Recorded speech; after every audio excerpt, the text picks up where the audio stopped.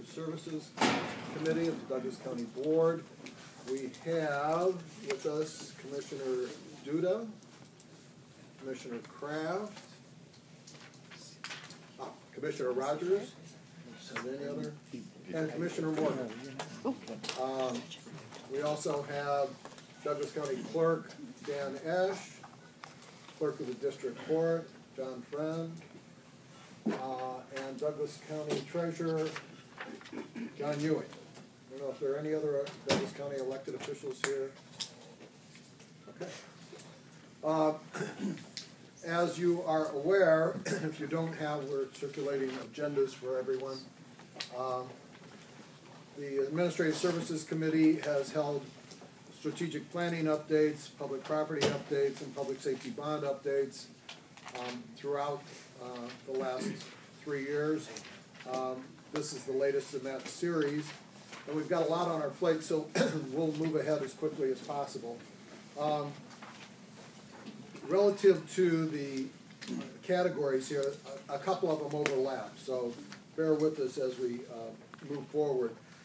The strategic planning update, public property update, and public safety bond update, as you all know, completely overlap because the public safety bond was as a result of some strategic planning relative to public property. And we have a number of the stakeholders in that process here. Some have presented to us in the past, and some will be presenting to us in the near future.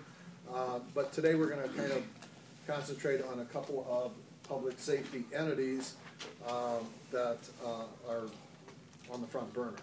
And the first of those is Douglas County Correction Center. And we have the director, Dr. Foxall, here with us today. And Doctor, why don't you lead off with your presentation?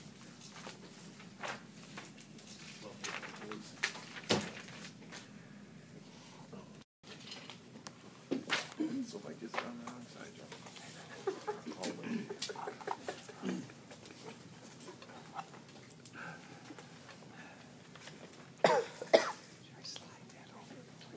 Dr. Mark Foxall, Director of Corrections. Good afternoon, everyone. I'm here to present just a little bit on what's going on with our construction project and how we're thinking strategically with regard also to what's been happening with our population of late, particularly in the last couple of years. But first of all, we have as you know, construction project underway as a result of the public safety bond that was recently passed. So our construction project, at least phase one of the construction project, is near completion. That involves the annex housing unit. There's 8 housing units in that area, and we're near completion, about 93–94% near completion with that. All of the housing units are reoccupied in that area, and we are now looking ahead to phase 2 of the construction project, which involves 1978 construction. We're talking about rehabbing housing units that are 30 and 40 years old, respectively. As you can see, and Jerry Leahy and Jeff McGill will get into the timeline a little bit later, but as I said, we're about 93% complete with the annex work. We are a little bit ahead of schedule on phase 1, so we're happy about that because we need to get those housing units back. Just a little bit about the rehab. That's a picture of an old side annex housing unit. Again, you're talking about 30-year-old construction here, and you can see how that looked pre-rehab. The windows, very difficult to see through. The lighting is not the best, and there were some infrastructure issues that needed to be addressed. Thank you.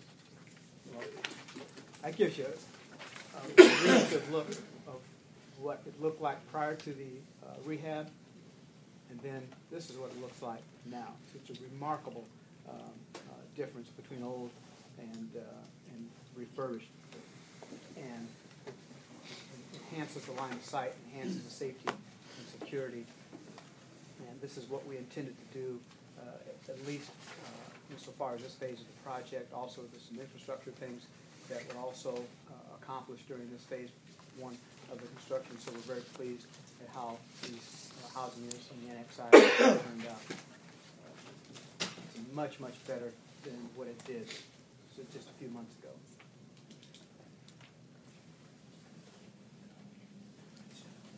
Really pleased with the lighting. You can see with the windows being replaced, officers see into those housing units and those lights, the windows to the exterior side of the building, brings in better light, just overall better safety and security. So phase two of the construction project is tentatively scheduled to begin in July of 2018. That involves a 40-year-old component of the building. We'll be doing a lot of different things in the 2B and the 3B housing areas. HVAC will be major part of that construction. New doors, windows, fire suppression, sinks, toilets, and showers.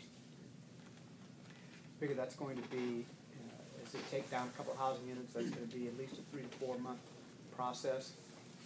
And hopefully we will be able to move quickly enough through this phase of the construction project that will stay ahead of schedule as we did in phase one.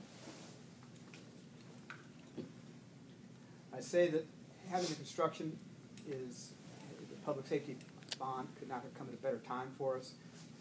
It was absolutely necessary that we move on this project, particularly in view of the fact that the older facilities were in significant need of renovation.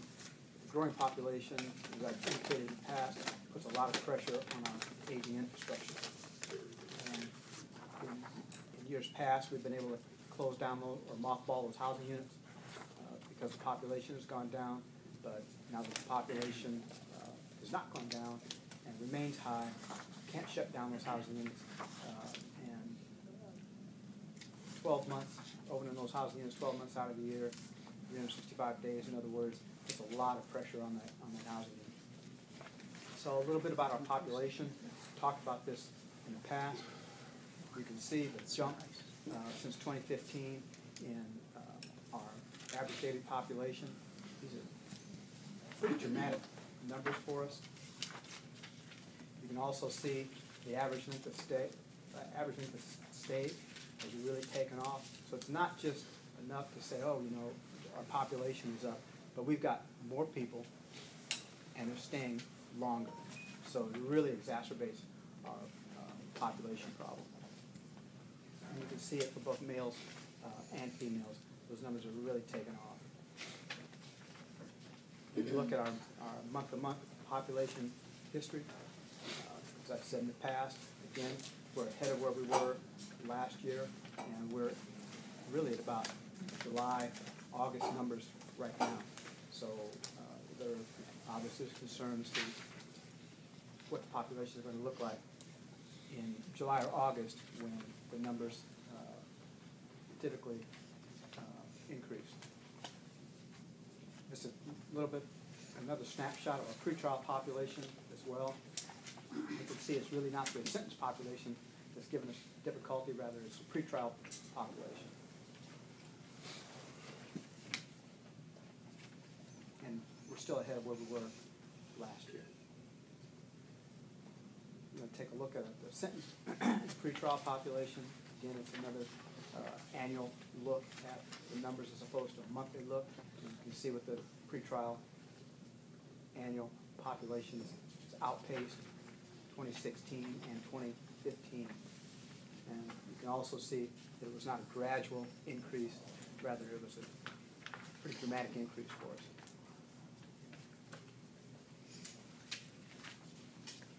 Again, our felony pretrial population remains very high and way ahead of where we were last year. And our projections for the next 6 or 7 months is that we'll continue to outpace last year's numbers. I don't see any regression in those numbers moving forward into the spring and summer. Again, another look at our comparison population. Look at January, February, those two bar graphs on the left side. of the screen, and you can again see that we're outpacing 2017 already, and we're just a couple of months into the calendar year. So the things that have impacted us, some legislation, we've had post-release supervision, got more people on probation, more violations of probation, custodial sanctions that we're dealing with.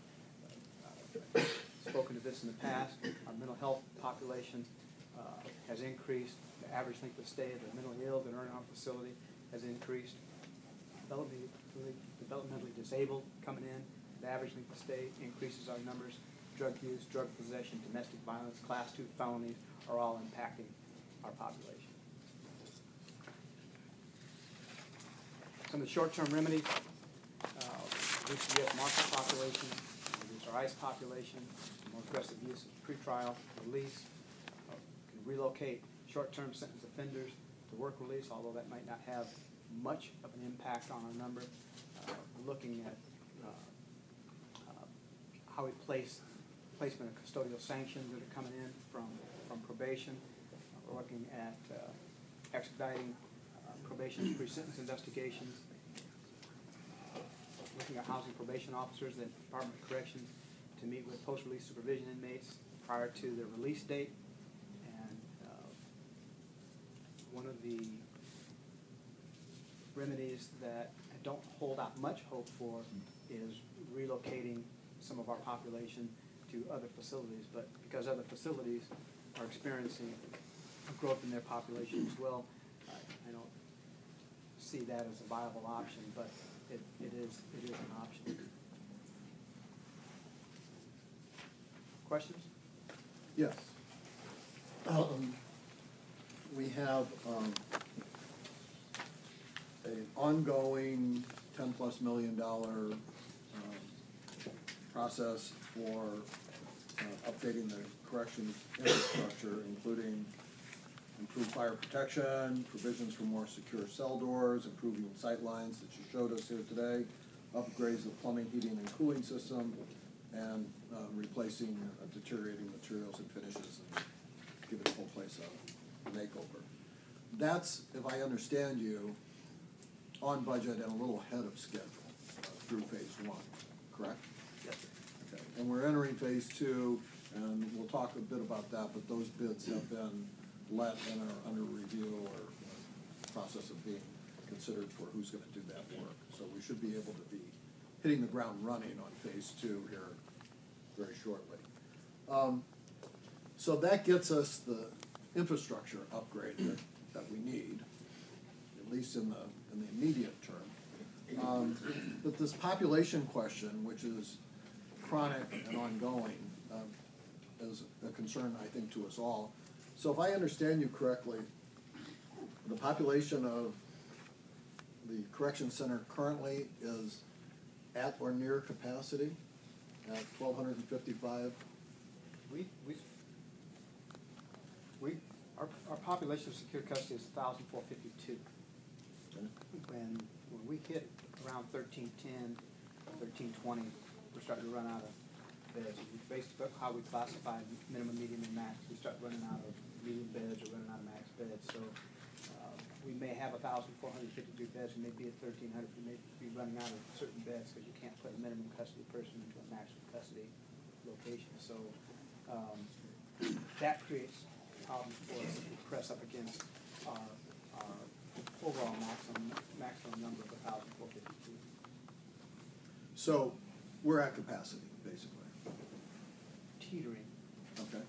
And this is the end of the winter, beginning of spring. When does this traditionally peak? Our population peak? We'll probably, well, in the past, we'd start peaking at about, well, spiked in the summer, but peaked consistently in October, November. Okay. And that's picking up a lot of the activity from the summer. And we have, I think that we discussed this last Thursday, and you've been before us on your monthly corrections reports, and the FOP has been before us as well. Chronic ongoing staffing problem, is that right? Yes, sir. And if memory serves me, we started a class of 10 new corrections officers in training yesterday, was it? Yes, sir. And that would still leave us about 40 short of what we need to fully staff the facility? Approximately, yes. Okay. As a result of that, everybody that's working there is working forced overtime, 12-hour days or thereabouts, is that right? That's correct. And that's been going on for some time. Yes, sir. So, you know, we kind of have two things, the infrastructure and the staffing, and we're dealing with the ideas for the staffing problem, and this plays into the overcrowding problem too, are, if I understand you, we may pull back on some of our federal holds, the ICE holds and other federal holds, to give us some population leeway, is that right? Yes, sir. What about the staffing question? How do we go forward from that in the immediate future? So we need to continue to recruit, we need to continue to have classes, we need to expedite the hiring process, we need to expedite the training process. We have, in the past, I think, traditionally always had a posting for, is it 20, 30, or 40 corrections officers on every single HR posting that I've seen in the immediate past? Is that still ongoing? Yes, sir. Well, we have a posting. How many we get as a result of that posting depends on the applicant pool. Right. So in response to that posting, we have, in actual fact, a class of 10 entering training yesterday, right? Yes, sir. But we could have accommodated a class of 40 if we had had adequate qualified applicants, is that Yes, sir. right? And that would be ideal, correct? Yes, sir. In addition to the applications and the people coming into the system, we've had difficulty retaining trained personnel, is that correct? We have had some retention problems, yes, sir. Okay. And relative to that, what could we do to maybe up our retention abilities? Well, I think there's a number of different things that we're looking into now and meeting with HR to discuss what some of those issues are. We had some discussions with the FOP to discuss what some of those retention issues might be, and try to tease out certain things that may work. I think a lot of it goes into the recruiting piece as well, making sure that on the front end we are making a selection of individuals that see this as a career or even an advancement towards something different in the criminal justice environment. It seems to me that, you know, despite our best efforts here, and we are making great strides with public safety bond improvements and making a stab at the staffing question as well with our new class of recruitments, that we're facing a challenge. And I don't know if you would categorize that as verging on a crisis, but it appears to me if we're not at capacity, or we're not at peak, in terms of the time that we usually come to the peak, but we are kind of at peak just in terms of the numbers of people that we have, and we're understaffed, and we're undergoing construction, and I presume you have to move populations around that construction project. That's a bit of a crisis, and corrections, and I want to say, you enjoy our full confidence. What you're doing there is a really good job. But we need to let the public know what the true situation is over at corrections and how serious it is. So would you say that that's where we're at? I'd say that it's a challenge that I've not seen during my time as a director, and I think in concert with the FOP, we're going to meet that challenge. We sat at the table, a lot of different internal stakeholders, sat at the table with a lot of different external stakeholders, and trying to address the issues that face us in 2018, early in 2018. And I would suggest that as dynamic will continue to evolve as the calendar year progresses forward. But I think as we continue to meet with the different parties that I've talked about, we'll be able to meet that challenge and the challenges to come. We have to. I don't control what comes in the door. So we have to meet the challenges that's coming in the door, and we have to remain, have to be able to adapt as quickly as we can too, because as you can see, those numbers, it's not a gradual increase, and we're not dealing with one thing. So a monolithic approach to what lies before us is not going to work. Rather, it has to be a multifaceted approach to deal with a very complicated problem that is societal, I would think, among other things that drive the issues that expand our population.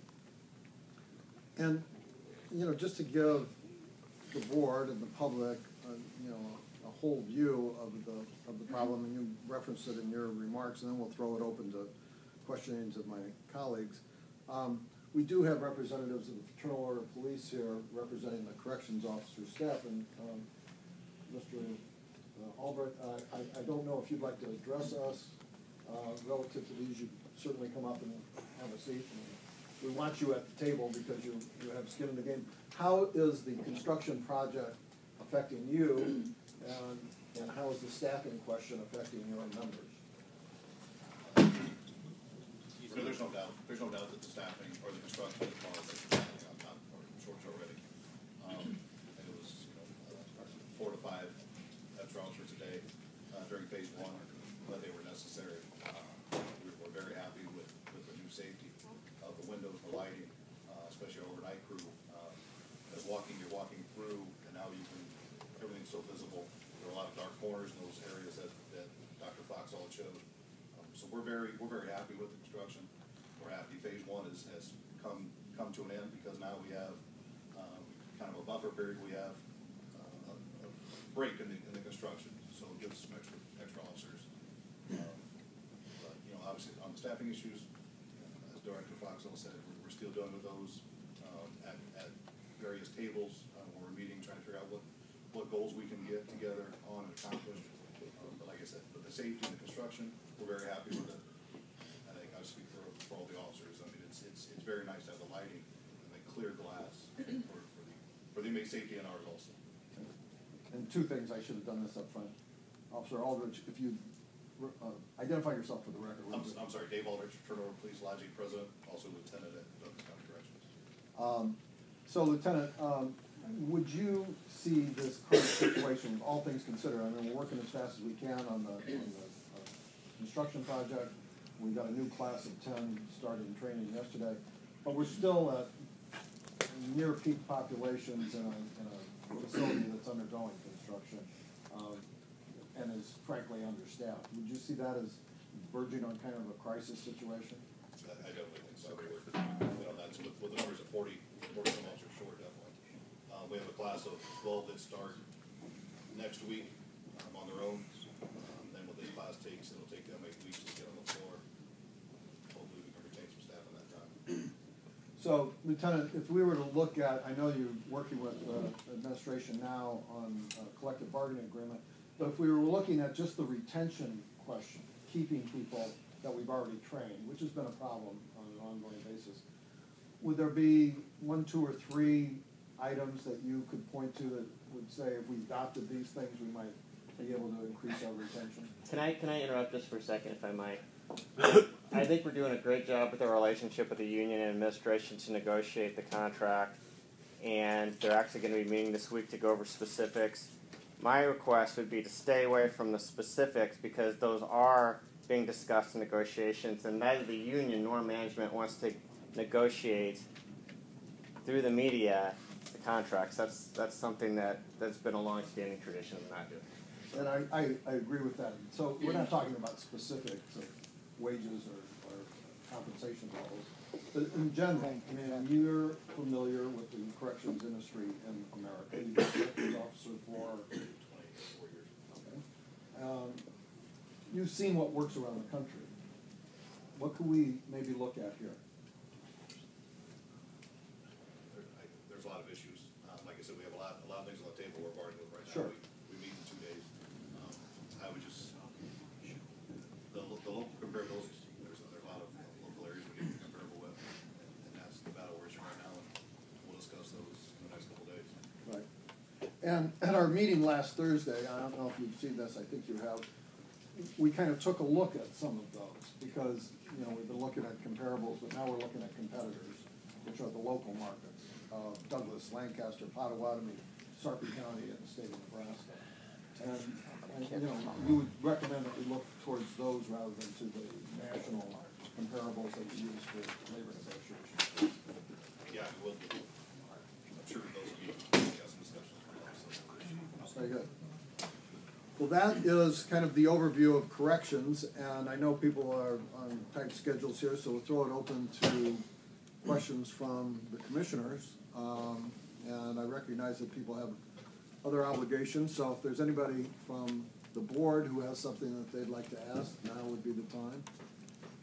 If not, there are other Douglas County elected officials here, long experience in county government, and if any of them would like to step in, and law enforcement for that matter, we'd ask for your input. And John? Not on corrections, but I'll talk about the treasurer's office. Okay. Okay. John Ewing, Douglas County Treasurer, please.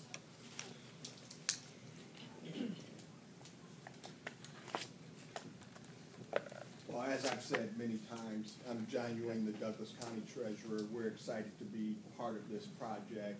We believe in working with all of the elected officials in county government to make it more effective and efficient for the citizens of Douglas County.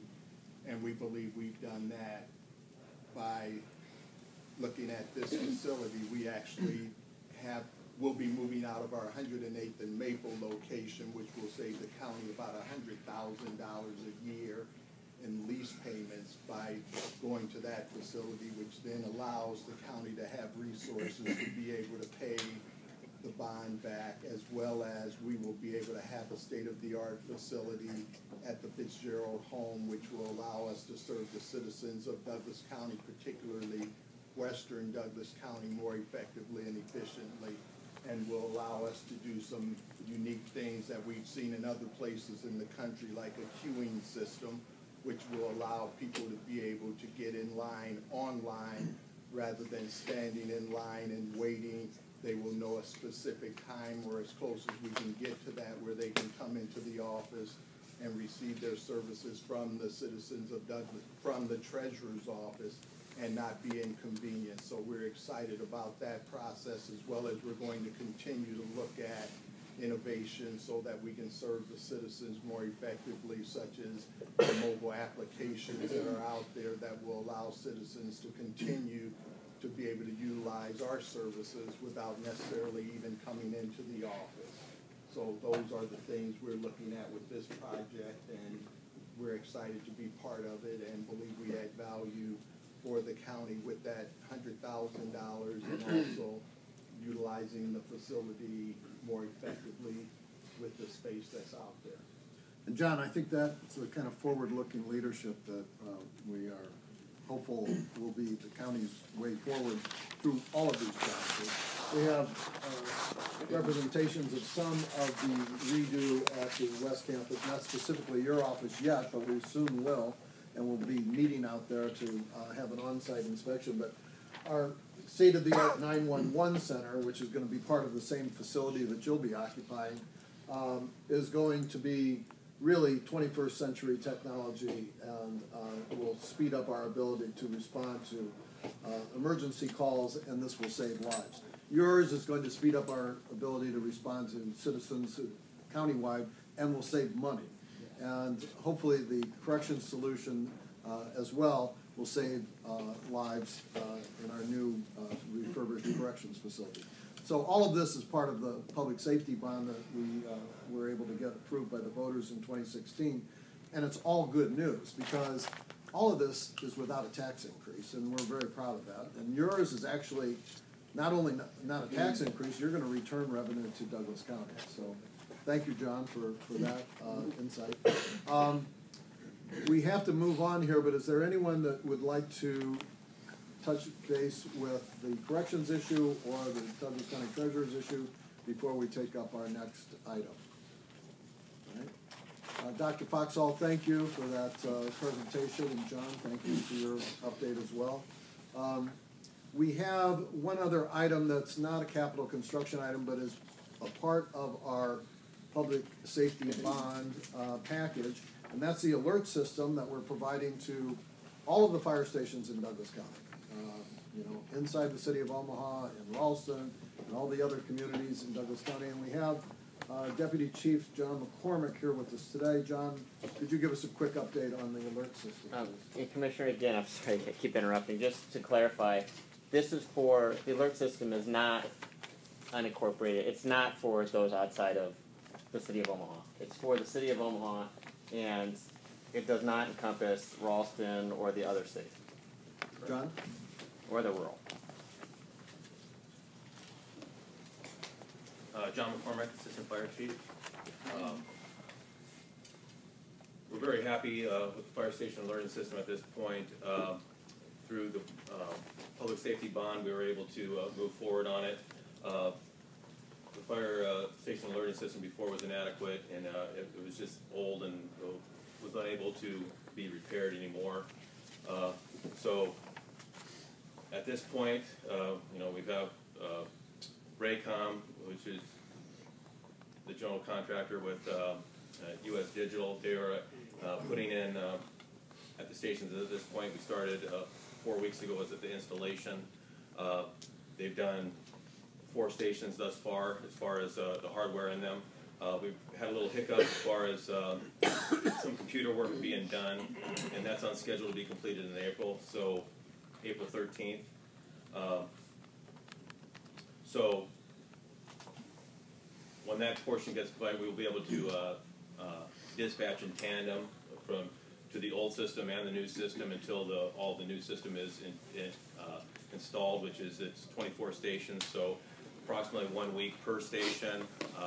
So we're looking at probably the end of July, totally installed, and then they have a month burnout period where they try to,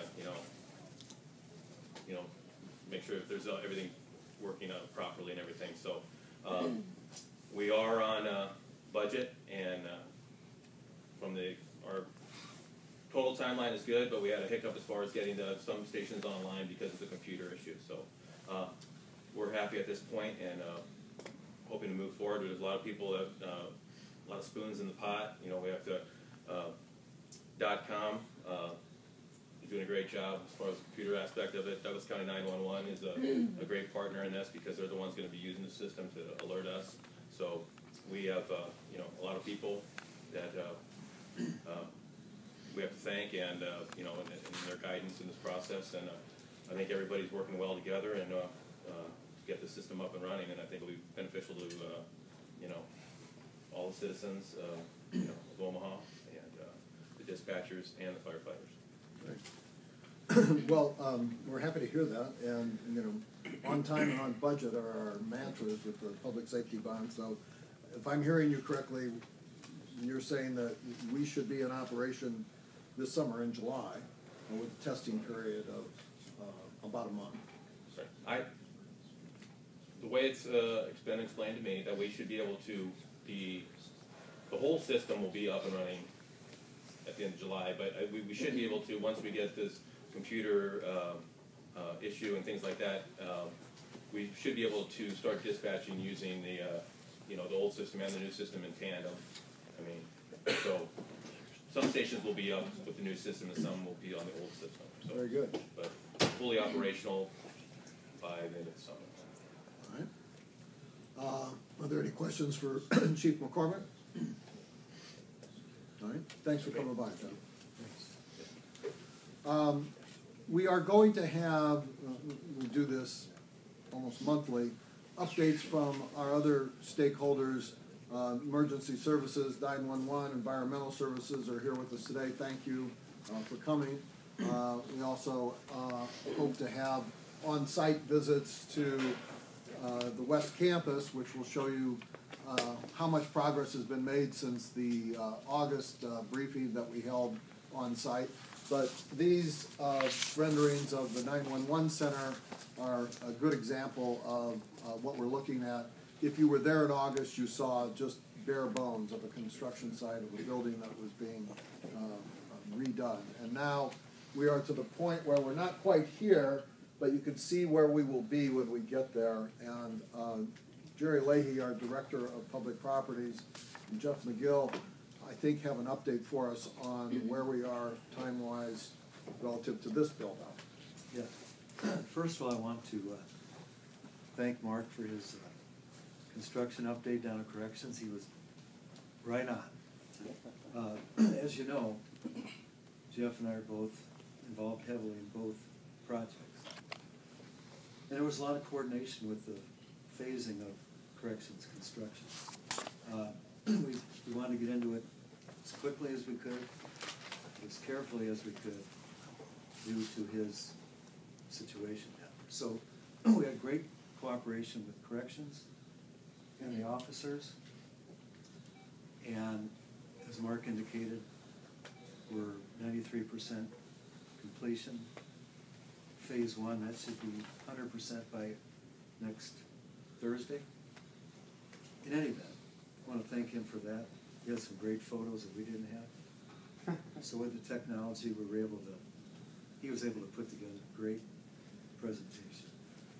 So thank you. Moving on to the West Campus, Jeff, as I stated, heavily involved as our construction manager, all projects, but in particular, these two. He has now become very creative in his presentations with PowerPoint. So after I saw what he put together, I thought, Jeff, you need to present this. So I'm going to turn it over to you. Okay, this is an update for the Douglas County offices at the West Campus, 156th Street. And Jeff, just for 1 second, do we have a hard copy of this presentation? I do. Just double-sided. You guys like one?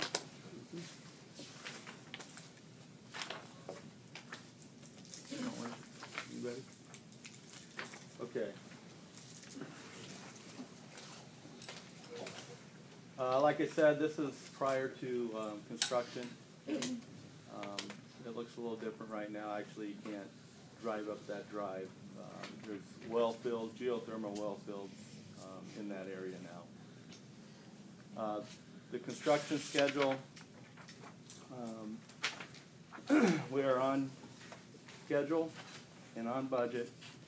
The construction is about 30% complete at this time. We're actually looking at the end of the year, plus or minus, on completion.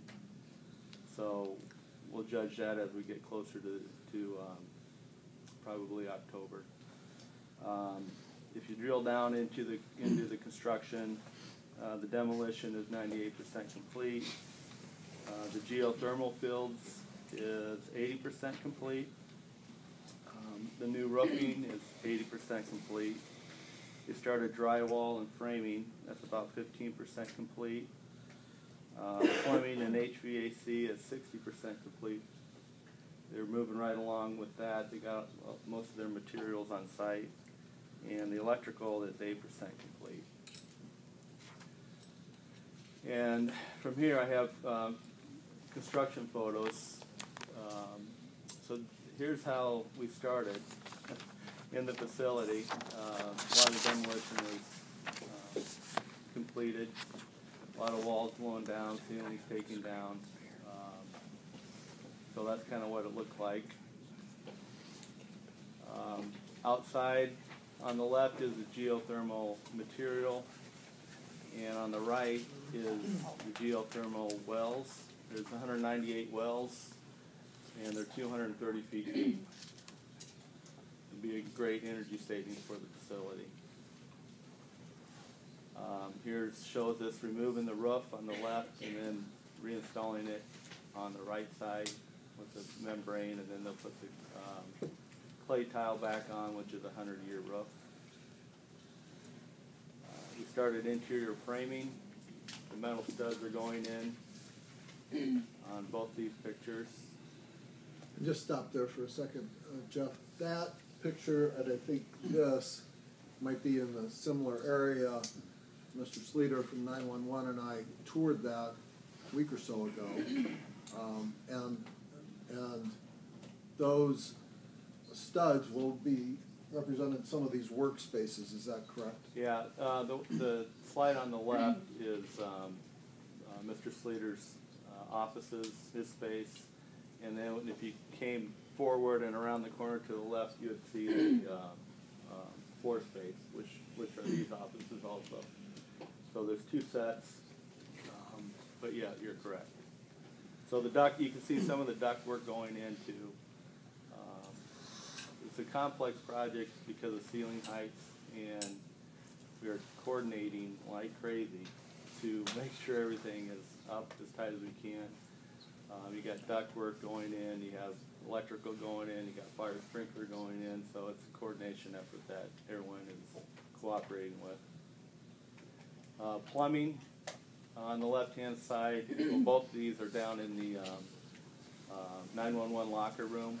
On the left-hand side is what they started with, and on the right is where they finished with the plumbing underground. Heating and cooling. On the left is a air handler. There's two air handlers in the facility. In the attic, they had to bring them through double windows on each side. And you can see on the right-hand side the ductwork going in at the ceiling height. The electrical, they got some big ducts on the right-hand side. Those are probably 4-inch and 2-inch duct lines running through the facility. And on the right side, same thing, junction boxes. They're only 8% complete, so I don't have a lot of photos of that. Site pictures.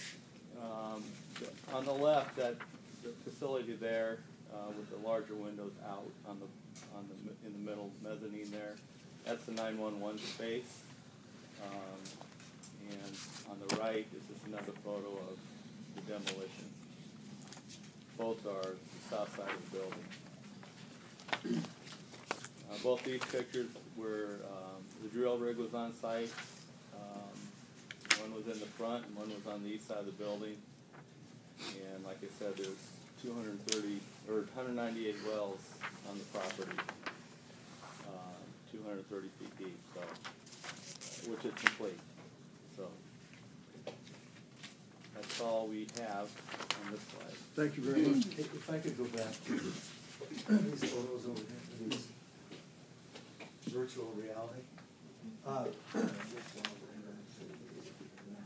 Yeah, that's good.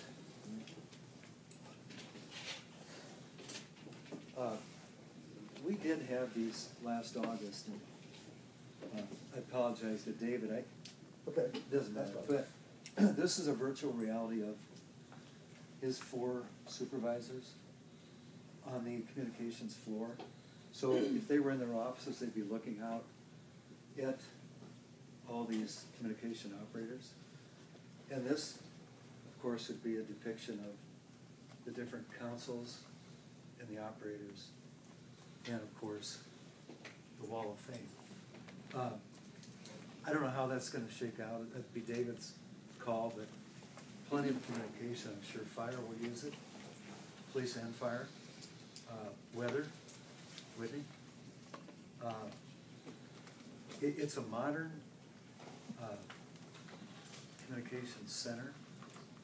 It will be up to the technology that we're aware of, and it's going to be doubling the space of what David had before, or the county had before, with a special emphasis on separate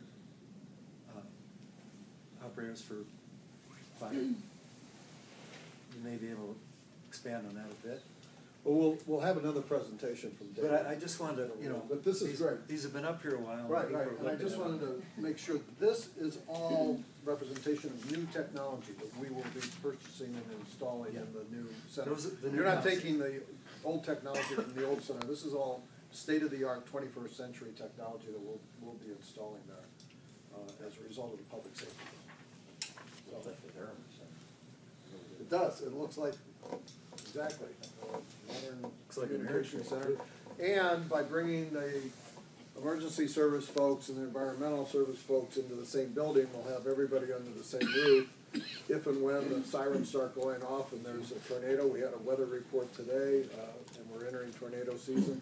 So this will be perfectly located to help us respond in a quick fashion. So, we have pretty much gone through the major components of our updates. We have obviously work to do. I would say that, you know, the work that we're doing at the corrections is probably the most immediate. And thank you, Dr. Foxall, for that strategic overlook of our challenges there.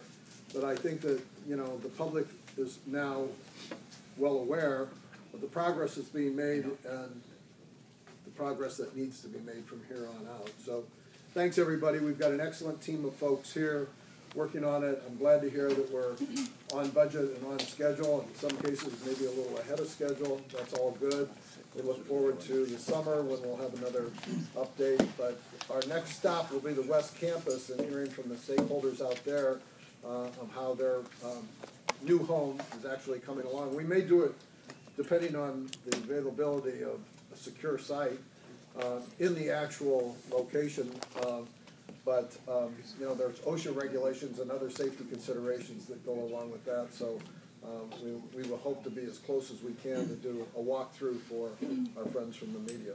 If there's any other questions that anybody has, now would be the time. I think that we've had a pretty robust discussion here of the main points that were on the agenda to be discussed. There are handouts, and particularly if you press folks need them, please see us for the handouts that Dr. Foxall prepared and that the public property